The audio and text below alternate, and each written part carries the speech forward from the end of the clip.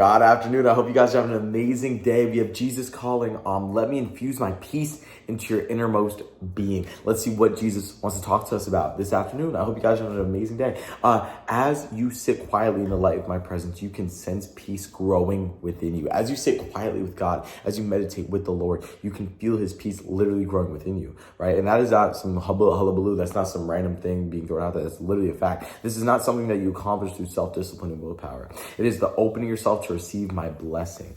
Opening yourself to receive my blessing. It's so simple, right? God is sitting there knocking on our door, and all we have to do is let a little crack open. That's all we have to do. It is not something that you can accomplish through self-discipline and willpower. You have to be accepting. It doesn't take self-discipline to open a door. It doesn't take willpower to open a door. It takes acceptance. In the age of independence, people find it hard to acknowledge their neediness. However, I've taken you along a path that has highlighted your need for me, placing you in situations where your strengths were irrelevant and your weaknesses were glaringly evident. God literally is saying that you were literally put into so many situations, just being in the world, just living in this worldly place that we live in. You were put in so many situations where your strengths are diminished. They're not needed, but your weaknesses, those are what's highlighted in that situation. And this can be a time for you to come to God or to succumb to the sadness, succumb to your own failure, right? And then sink deeper. Let me read that one more time. In this age of independence, people find it hard to acknowledge their neediness. This age of independence, everyone's saying me, I know what's best, right? People find it hard to acknowledge their neediness, how much we actually need God,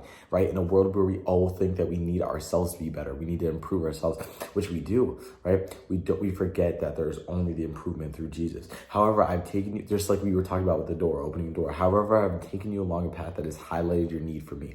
We're literally brought along a path where the strengths we think we have don't actually help us, and it can actually show up as a weakness, and the weaknesses that we do have are glaringly evident, placing you in situations where your strengths are irrelevant and your weaknesses were glaringly evident. Through the aridity of those desert marches, I have drawn you closer and closer to myself. You have discovered flowers of peace blossoming in the most desolate places. You have learned to thank me for hard times and difficult journeys, trusting that though I am accomplished my work, that through them I accomplish my work. Let me read that one more time. You have learned to thank me for hard times and difficult journeys, trusting that through them I accomplish my best work.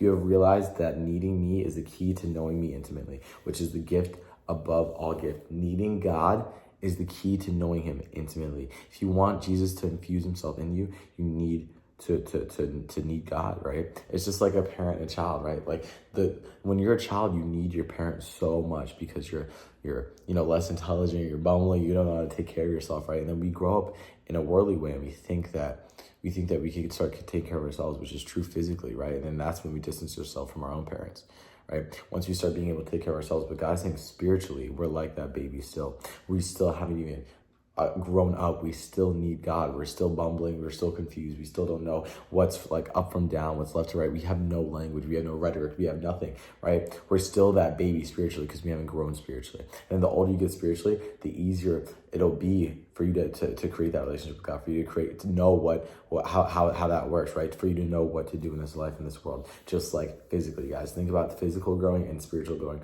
Like they're the same, because right, they're so similar. You have realized that needing me is the key to knowing me intimately, which is a gift above all gift. Guys, need God.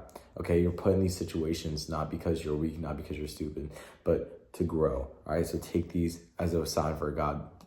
Just pray, God, like please come in, help me get through this, whatever it is. John 14:27, peace I leave with you. My peace I give to you. Not as the world gives, do I give to you. Let your heart be troubled, neither let it be afraid. Isaiah 58:11, the Lord will guide you always. He will satisfy your needs in a sun-scorched land and will strengthen your frame. You will be like a well-watered garden, like a spring whose waters never fail. In Isaiah 40:11, he tends his flock like a shepherd. He gathers his lambs in his arms and carries them close to his heart. He gently leads those that have young. That is November 29th. I love you guys so much. And with that, I will say amen.